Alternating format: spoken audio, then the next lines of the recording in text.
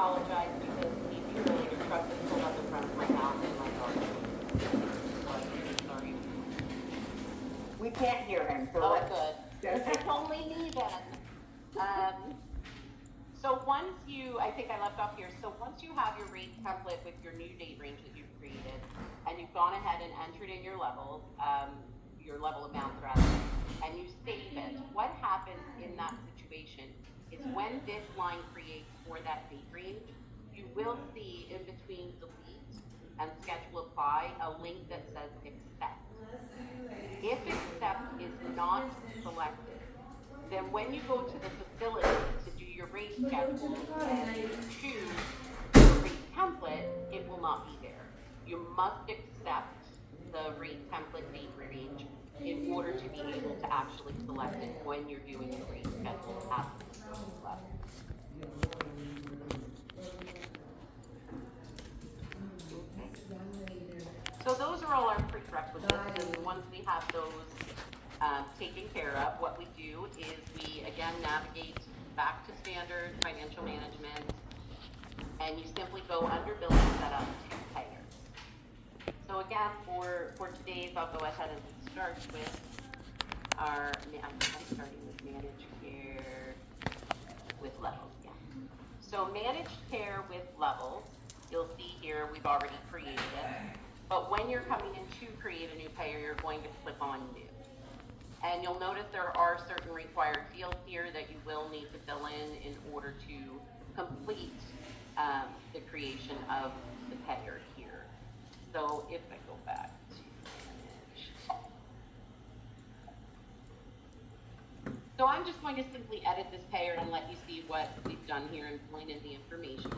So again, you give your payer a name, you give your payer a code, and this first payer code will support 3 characters. If you need another payer code just to kind of differentiate, again, this is an umbrella payer where we're putting multiple companies, so really there's no need for a payer code 2. But if you were creating specific payers, like Aetna managed care levels, you would do, for example, AEP in the payer code 1, and then in payer code 2, you could do something like levels. And then if you had an Aetna payer that was PDPM, for example, you could have payer code AET, and PDPM is payer code 2. But the payer code 2 is not a requirement. These two, the name and the first payer code, are a requirement. Segment name is not needed. Description, again, the payer kind of describes itself, but you can put in a description. Then you're setting your payer coverage. With these two types of payers, they are going to pay room and board charges.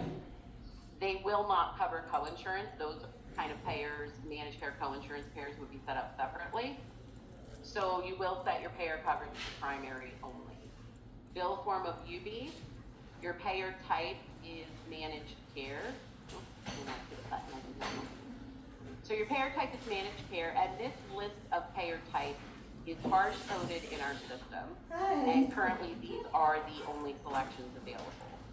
So any request to have anything added through or for payer type would be considered an enhancement at this time. The payer reporting group, however, does have a lot more choices, as you can see.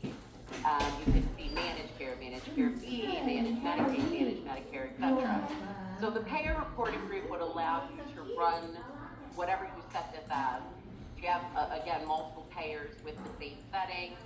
You can then run reports based upon the payer reporting group. That's one of the filter selections you can do. And so all of the payers, for example, that are typed or set to the payer reporting group of managed care will be able to be run on one report if you choose that filter option on those reports.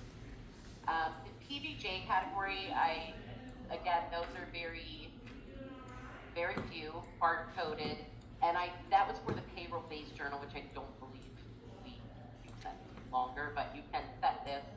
Your choices are Medicaid, Medicare, other, so anything that's not Medicaid or Medicare would be other. The next we fill in is the break and stay, and this is for if you transfer out to the hospital and this payer does not cover bed holds, so you're transferring them out, they're still going to pay for their bed, you change them to private, and or they discharge from the facility and readmit, there will be a split bill. So it'll cover the first part of the stay and the second part of the stay. These types of payers also do not typically use a billing calendar. You don't bill in chunks of time, you know, weekly, bi-weekly. You're billing for a full month of services. So from the first to the end, or when they come into the end, etc. The important option in this payer and the next one are your follow PPS rules. So you can see right now this is check mark, and then by default this is also checked here. If I uncheck this, you'll notice that this is no longer checked and this is no longer checked. So these payers do want to say that they follow PPS rules because they want to see the HIPs on the claim. If you don't follow PPS rules, then in your census rates, you're not going to see a field for the HIPs code to populate. You're actually going to see the old RUBs. So you'll want to follow PPS rules, and when that is selected, this auto-populates to being checked. And that is so that the HIPs field will show on census and can then show and pull to your UV claim. Christine, I'm yes. sorry to stop. It's okay. There is one question that you're on the screen, so I thought maybe we would take a look at it. Kenneth is asking, is segment name and payer code 2 only for corporate settings? Because his is grayed out in a single facility. Yes, that is correct. In a single facility database, and I'm sorry I didn't mention that, that is not an option you can enter. So yeah. Thank you. Sorry about that. And that's okay. So this option as well, PPS rules enforces updates from assessment notifications, is also check marked. And that is so when the assessment is done in the MDS tab on the clinical side and locked, that HIPS code will flow over to census. We do not check this option for payers that reimburse on something other than PDPM, because when you have this checked, once the assessment is locked, it's going to try to put the HIPS into the care level field, and then you're going to end up with a pink line because it doesn't reimburse on PDPM. Another option that I did not fill in here, and again with managed care levels, I don't know typically if they do cap their coverage. If they provide up to 100 days of coverage like a Medicare A or a PDPM managed care payer would, if they cover 500 days, and again, that would be up to, I would assume, again, and again, thank you, Mary, for this, the contract that you have stating whether or not it covers a certain amount of days. If it doesn't, and the days are unlimited, it does tell you to just leave it blank.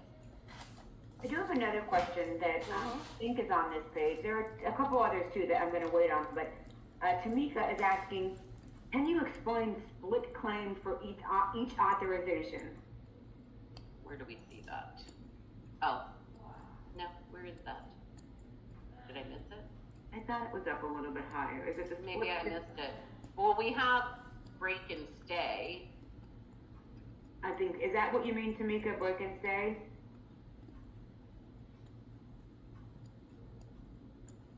We'll see. She might type that. We can keep it. And I'll ask about these two other. I think one of them you're going to be going over, but I'll ask about the other one after you get through here. I don't want to keep interrupting you.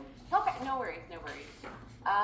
So then, again, this type of payer, typically hospital stay required is not an open option here.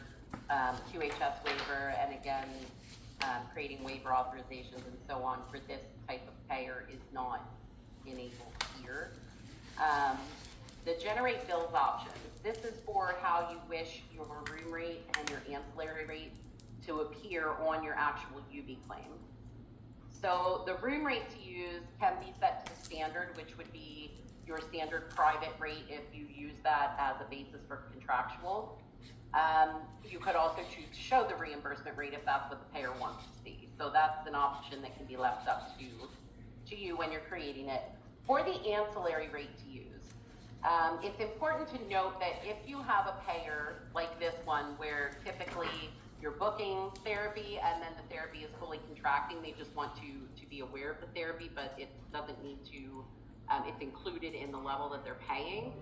You would want to set this or keep this as standard rate. Because if you set it to reimbursement, because there is none, it contracts to zero, those charges will not show on a UV claim. $0 charges never would report for ancillaries on a UV. So you would want to leave this to standard if you do need to report any PTOT speech and so on. The next section is for your UV claim 837I setup option. And I will say the submitter profile can be selected at the management level, but when you save the payer and it asks you, do you want to override facility settings, it does not pull whatever you select here down to your facility level. And that's because the submitter profile can be created per facility, like again, scoped to particular facilities due to having a different or a unique submitter ID for different facilities. So we let you, and you'll see this when we go down to the facility level, we let you populate this information at the facility level in payers. And I kind of want to jump back up for a second to also say that the AR account that you set here, if you save this and you've activated the payer and it's all there and everything's wonderful, if you ever change your AR account and you start using a new way, you've entered new chart of accounts, if you change this in the management level, and again, go to save and get override facility settings and you say yes, this will not update. And again, it can be changed at the facility level in payers, but we don't like to assume. There are, customers we've had that have different chart of accounts for different facilities within their database. So we do not push down a change to the AR account because it could be different. So again, back to the UV Claim 837 options. We have an option here to allow claims spanning multiple months. And as you'll see from the information, this lets you either generate monthly claims, so first to end, or claims that span multiple months. Again, this can be up to maybe, again, the contract you have with the payer or what type of payer it is. We know with payers like Medicare A, they do not want multiple month claims, unless, again, it's like a no pay discharge claim where it's spanning multiple months, and that will happen automatically. But typically with these types of claims, you're billing 1 month at a time. So you'll see I left this checked here, but really we could uncheck it if we wanted to. Our next is to group the ancillary charges by revenue code. It's not for these primary payers a line by line, day by day, like with the Part D claim. They want all of the therapies grouped under one revenue code and not listed day by day. We also have the option here to populate value code 80/81. So 80 is our covered days. And when the payer is primary, you will show covered days as the value code 80. You can set that here. And if you do have this payer set where you might use an unpaid leave status, just to track the leave, but it's not calculating any revenue, and so those skip days show up as non-covered, you would want those to be 81 for the value code.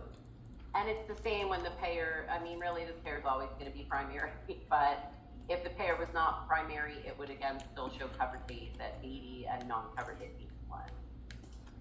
Then you choose your facility type of skilled nursing, your classification for your bill. So primary claims would always be a 1.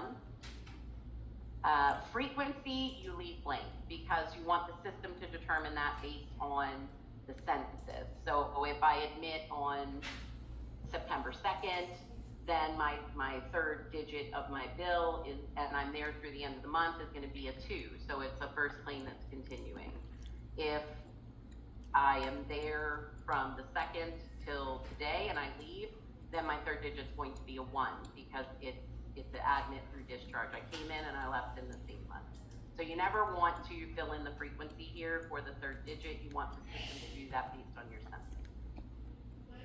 You'll see here as well, you can scope to incorporate where it would be available to be activated in all facilities.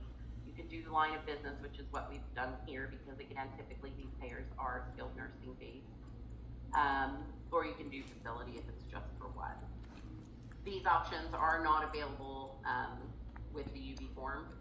And again, discounts no, custom rates typically not, although with a managed care with levels, you may have some that do allow a rate, based on, again, and I go back to what Tamika said, if an authorization is done and they base the rate on that, then you may want to allow for custom rates.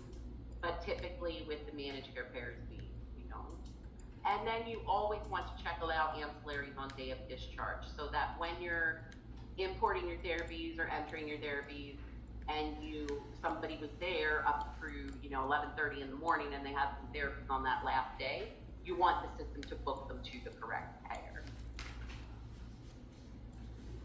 So we also have two options here that we did not select, which is to allow the automatic write-off of cash receipts. If that is selected, you can set an amount. I've seen most people do 99 cents or $1, and then you can choose a write-off charge code that you have, so that when you're posting cash receipts, if the payment is off plus or minus by that up to that maximum amount, when you post your cash, it will actually automatically write off those pennies for you. And then there's one as well for collection write-offs. But we won't get into collections too much here because that's outside of what we need. So typically, again, I have not seen this check very often, if at all. But this one, yes, a lot of people like to use. Christina, I have a couple questions, but I do want to remind everyone, we cannot speak to every state and what every state is doing. I will mention this question in case we have a quick answer, but if we can't, we can always circle back after the session. But Barbara asks if you could revisit the ancillary rate. It appears that Indiana requires that ALZ add-on appear on the claim with dates. Is that why it isn't showing on my claim? Yeah, that's something we'll have to address separately. I do know that we have heard of this, but that is outside, that again is a state specific thing, and we're still working on gathering some details on that, so we'll have to definitely get back to you on that one. And thank you for that. And also, I think Tamika might be a similar, her form is not looking the same as your form, so it looks like maybe it's Medicaid. So again, I think that's something that, yes, as I mentioned, payers can be vast. Thank you for putting your question in, and we may be able to circle back and answer that. But it does look like it's maybe a Medicaid claim, which is not something that Christina is speaking on now. So we'll make sure we jump back and we look at that, and maybe even that's something we do in the future. Sharon asked, how would a Medicare discharge to hospital bed hold private pay be set up? Not sure if that's something we can answer now. Yeah, that one we may want to take away and reply separately from this, because it might take away from Perfect. everything else. But yeah, we can definitely address that and get back to her. Perfect. Thank you. Okay, so I'm quickly going to go through the managed care with PDPM because we've been through all the options here. The main difference everything is pretty much the same. The main difference with the Medicare replacement, you are still selecting the follow PPS rules. This is auto check. This is auto check. But in a managed care with PDPM, this is the check, because managed care with PDPM is reimbursing based on the zip code like Medicare A would, and so you want the assessment notification when that MDS is lost to update your census rate with that care level. I don't know if there's a whole lot more to the payer. Everything else, again, is pretty basic. I'm not sure. Same things that we covered on the prior payer. Go ahead and select Now, this all one of does those and have delete all of them custom and let me look at rates. something. Actually, Select them and delete them? that's the way it looks here. Okay. Let's try this. Apologies. So we're doing Medicare replacement, sorry. So again, all of this is the same. You'll notice this is selected, so we do have it set up correctly. You want that just to update. We've got 100 days of coverage. In this case, we begin the room co-insurance on day 1 and not day 21 like Medicare, because again, the managed cares may start co-insurance on day 1, might start it on day 5, they may not have no insurance. So we leave it this way so that you can then customize, and you'll see that when we get to the facility level. Again, everything else in this area is the same. The only key difference is this check. So once your payers are created, there's a few more stops that you have to make before you activate it, to then go down to the facility level. So the first place you want to go after your payer is created in this payers area is to go to your schedule status by payer. And your schedule status by payer is where you're setting up what status codes to use and what schedules you want to use. For our managed care with levels, we have an in-house schedule, which means in facility, and then we're tying that to the active status code. We're not using any of the hospital leaves or therapeutic leaves. Typically, again, because payers aren't going to cover a hospital leave. They will, again, you'll switch to another payer, or you will just discharge and come back. So this is active. And I'll also take you to the Medicare replacement. So you can see we pretty much, again, here. So we've got our in-house schedule open. We've got our active under our in-house. So when they're there, they're in the in-house schedule. Once these items are saved in your schedule status by payer, then you're going to navigate to your payer rules. So in payer rules at management level, we'll start with our managed care risk level. I'm sorry for this long list of payers. So when we look at our managed care with levels, you'll notice I have a line for 6.1. The first place we want to look is our payer rules. So we have options here such as does payer cover deductibles, do they have a deductible or liability, do they have a co-insurance? This is where you will set up these rules. So let's say this managed care level payer could end up with a deductible. You'll want to leave your default amount blank because that's going to be a different amount for each resident likely.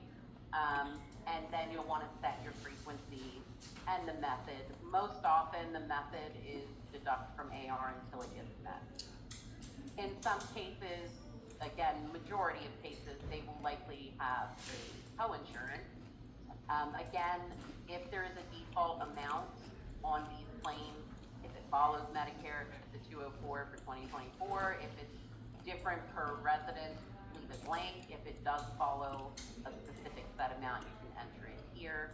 The frequency would be the amount daily, and then you would have to select your co-insurance payers here.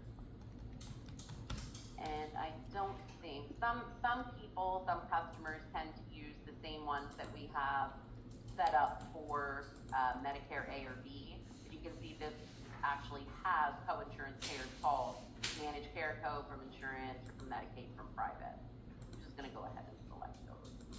Again, there's other options here about therapy caps, and that's not valid here. Apply the reductions to net reimbursement. That's your 2% sequestration. If this payer does follow it, then you will say yes and put in your 2%, and then you will choose the account that you want that 2% to go to, typically a contractual account. Then you have your options here. Does payer reimburse based on PDPM? In this instance, no. This payer pays on level. They do not pay based on the PDPM tips, so this will be no. RUG-based PPS payer, again, would be if the reimbursement is based still on a case mix, or a RUG, or HD, or VD, etc. If it is not, and again, this one isn't, because it's level, it will be no. Then we have where we set our care level template. So the care level template for that you're choosing in this dropdown is how the payer reimburses. So again, in this case, level. The alternate care level is to be selected if you want the system to book at your standard room charge rate for private and then contract to whatever your reimbursement is. If you don't use alternate care level templates, if you don't want that contractual, you don't have to have an alternate here. You just simply need your reimbursement. For the purposes of today, we're going to do both. So I'm going to go ahead and state these changes that I made here. Yeah, Mama. Oh, check her. Wait. I make that change, or once I create my payer rules, then I move to my bill form rules, and this is for your UB claim. For this type of payer, you want to make sure that you're saying yes to include the assessment info on the UB, and then further that you want it to pull the PDPM HIPS code. So this will make sure that the claim will show a revenue code 22 with your HIPS, and then it will pull that HIPS over to the claim. You can also choose where or if you want the assessment reference date to show as an occurrence code 50 or on field 45 with your 22 line in the service line there. And then as usual with any other payer you have, how do you want to report your therapy? What room description do you want to use? And there's some options here for you. If it needs to report occurrence code 55, the date of death. The override field 44 isn't really needed here because unless you want your room and board line, so your revenue code 120, if you want that to be overridden with a HIPS code or a HICS code, and that's not needed for this payer. This removed service line, again, is not really for this type of payer. This is more for Medicaid, so we won't touch on that here. So once your bill form rules are done, you'll want to go ahead and set up any ancillary rules that you might have. If this payer covers OT, Kathy, you should be able to go out there and grab you it name now. your template.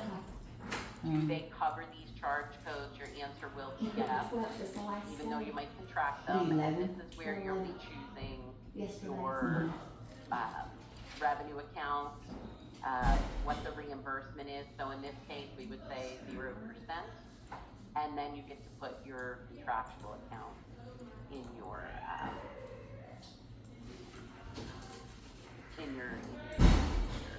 and then once you were to save this, then you would actually click on manage charge codes, and you can do a control F, or you can just scroll through the screen to look for occupational therapy. You're looking for the section that is actually including all of your HICS, right? If you import or enter based upon your HICS code, you can select full category, or if you don't use these standard ones anymore or these generic, you can simply check off, uncheck, save. So that's where you set up your ancillary rules. And then once all of your templates and everything is created in here, what you'll want to do is head back to the standard financial management, go to your payers, and that is when you will activate the payer. So by activating, that is clicking on facilities, check marking the facility, putting in your effective start date of when you want the payer, and hitting save. And that will have payer activated and showing in your facility. So I'm gonna take you down to the facility that we're working in today, and then Andrea will take over for me. And I'm just going to show you that now you can see your managed care with levels here. You can see your Medicare replacement. And you can actually, see all the selections you made in your schedule status and so on. So I'm going to go ahead and stop sharing. I'll go ahead and hand over to Andrea. And thank you so much. Thank you, Christina. I learn something new every time you present, so thank you. No.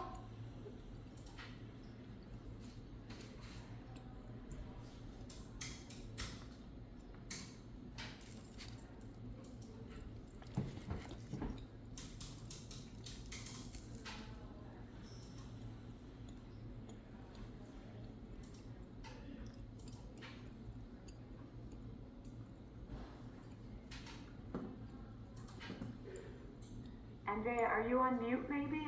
We're not hearing you, or I'm not hearing you.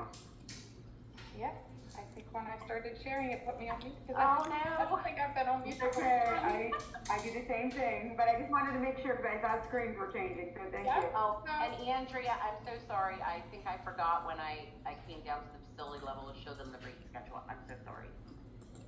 I don't know if you want to do that real quickly and then move on to the rest of the section. And I do want to mention something, we do have a lot of questions here. Andrea brought up a great idea. When we put the PowerPoint out, we're probably not going to get to all these questions, but when we put the PowerPoint out, we'll have a separate slide that answers these questions for you to the best of our ability. We'll make sure you get that next week. So down at the facility level, what, like I said, being mindful that nobody heard. What I said was be mindful of time. I'll try to be quick here at the facility level. When this gets pushed down to the facility, then you can go in here, what Christy was just mentioning, was going into editing your rates, making sure that you're choosing the rate templates that you have set up. So this one we have set up, this is a 3-bedroom. So we wanted to choose the 3 to 4 bedroom suite, which defaults to the rate that we set up in the management console. The reimbursement rate from this payer is managed care with levels, and this has our L1, 2, 3, 4, and 5 with the rates that we had entered. And you want to save this in between each one. So you would save that, then go to your next one, set that one up, privates, and how they would change is based upon, more or less, based upon the rate templates that you want to use for your private rate, if these all stay the same. And normally the payer is going to pay the same amount. They don't really designate a different amount for whether you put them in a 2-bedroom or a 3-bedroom. So the residents we have on this payer, we have James Carter on managed care with levels. When you edit his census, you'll see, or when you're first entering it, you set this up with managed care with levels. You want to choose new benefit period based upon if they're starting, if it is a payer that pays based upon a limited amount of days or a new benefit type of period, you would always want to check yes when they're starting over with those days that are being counted by the payer. This is where you'll see the HIPs. This will pull over automatically once the assessment is locked on the clinical tab. And then that will show on the UV claim, but this payer, like we said, pays based upon this care level. So they're capturing the HIPS information, they wanna know what it is, but they're not gonna give you different amounts for each HIPS code. They wanna pay you based upon these 5 levels of care. So at this time, he's currently an L1. Then we have our second resident, who we put on the Medicare replacement payer. This one again looks similar. New benefit period is yes or no. This one has a box for days used previously because this one does count days up to 100 since it mirrors the Medicare payer. So if they've used prior days, you want to put that in here. And what that does is this is telling them that this is a new benefit period for your facility, but yet they've used 20 days somewhere else or no days somewhere else, so that Medicare knows where, and or this Medicare replacement payer knows where you're starting your count of days. The HIPS comes over based upon the assessments on the clinical side, and again, once it's locked, this will flow over automatically. The alternate care level we have set up is based upon, like she said, if you want to track levels from your own standpoint. You always get the new benefit period, new census required when this benefit period exhausts, since this is limited to 100. You can also click on the PDPM rate report to see how the days are going to flow through with following PDPM Medicare replacement, the percentages there as well.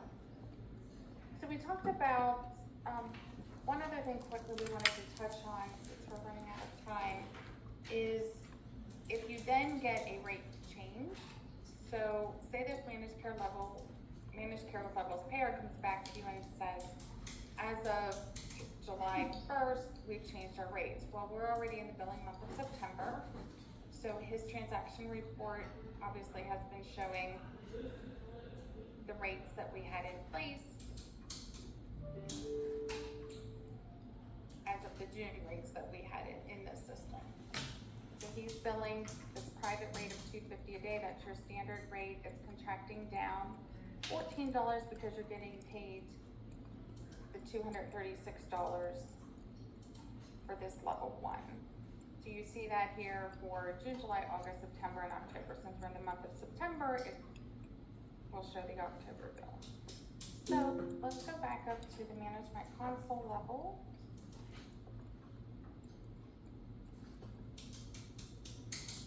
we're gonna go to those rate templates.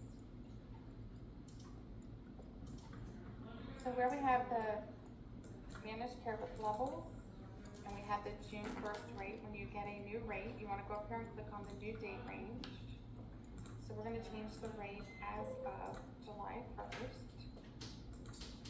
And we're gonna put in, let's see, it goes up even more.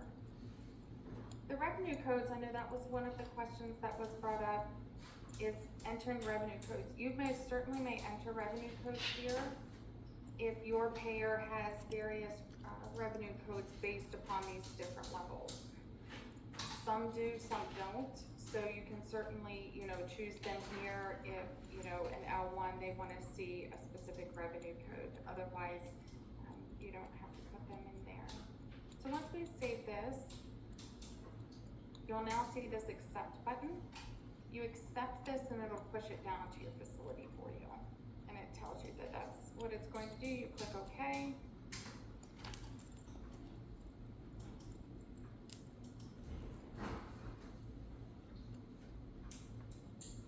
Now we'll go back to our facility.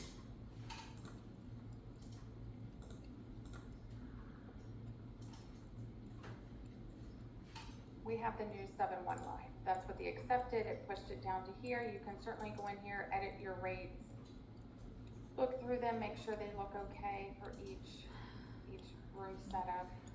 Once you looked them over, found that they looked okay, you can click on apply rates. And let it do its little magic.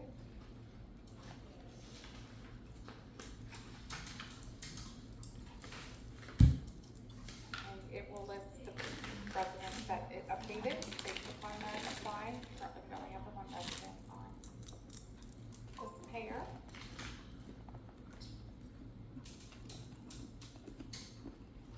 So now we have his new rate in here.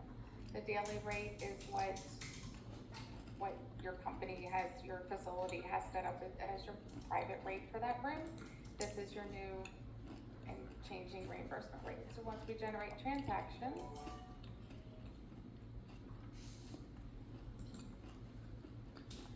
to pick up that change, we'll print the transaction report again, and you'll see then that it reverses and rebooks those amounts going forward with your new rate.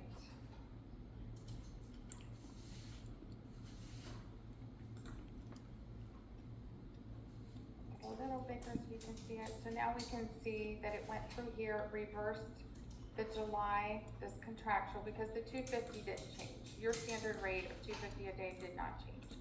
So the system is simply going to reverse out this contractual piece where it was reducing it back down to the 236. And now it's gonna book it as a positive $25 because our new reimbursement rate is now 275. And it does this in each corresponding month.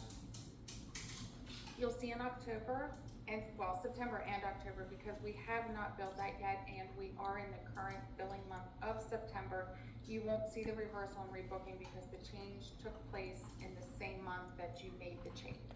You only see a reversal and a rebooking if that billing month has been closed.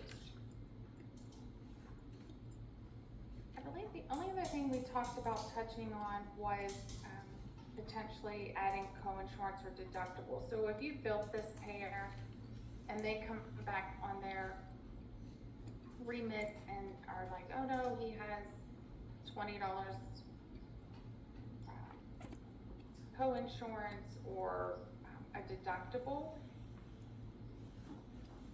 that can be set up on the payer as Christina noted and no different than how